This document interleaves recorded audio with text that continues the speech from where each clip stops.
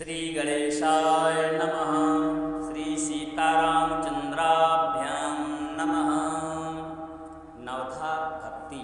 प्यारे भक्तों, आज हम आपके लिए भक्ति के 9 रूपों के बारे में बताएंगे, जिसे नवधा भक्ति कहा जाता है।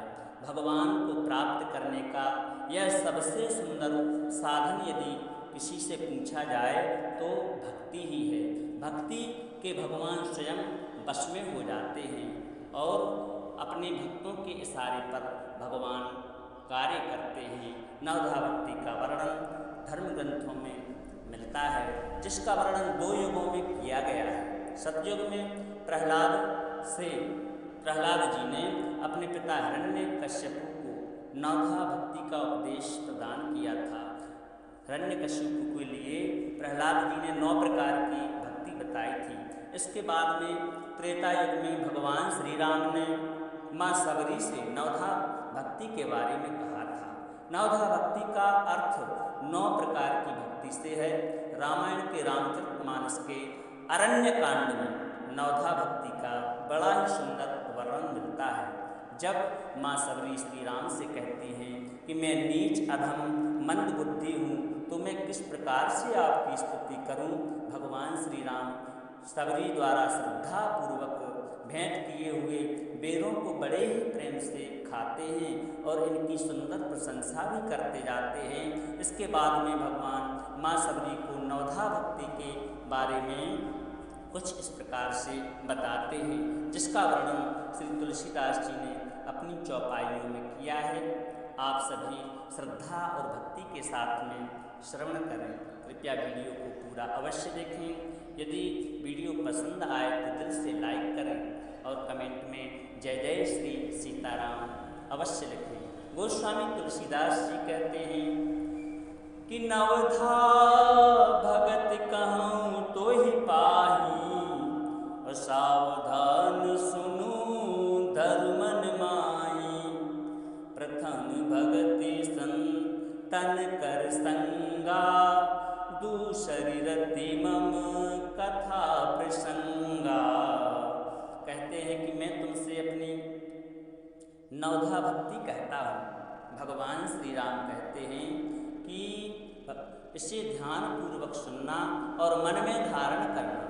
कहते हैं कि पहली भक्ति है संतों का सत्संग और दूसरी भक्ति है मेरे कथा प्रसंग में प्रेम रखना। अब तीसरी भक्ति के बारे में भगवान श्री राम कहते हैं कि गुरुपद पंकज सेवा, तीसरी भगति अमान, चौथी भगति मम गुण गण, करई कपट तजगान। तीसरी भक्ति है अभिमान से मुक्ति होकर के गुरुजनों के चरण कमलों की सेवा करना, और चौथी भक्ति है कपट को छोड़ करके मेरे गुण समूह का गान करना। मंत्र जाप मम दृढ़ विश्वासा, पंचम भजन सो वेद प्रकाशा। छठदम शील विरति बहु कर्मा, निरत निरंतर सज्जन धर्मा।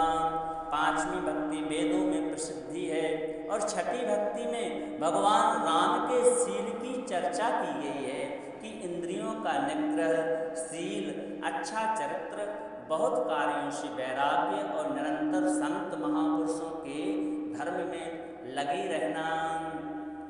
सातव सम मोहिमय जग देखा, मोते संत अधिक कर लेखा।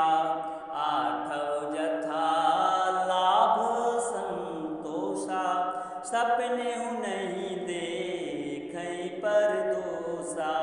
7वीं भक्ति संपूर्ण जगत को समभाव में मुझ में ओतप्रोत देखना, मतलब संपूर्ण सृष्टि में परमात्मा का दर्शन करना। यही तो 7वीं भक्ति है। और संतों को मुझसे भी श्रेष्ठ मानना।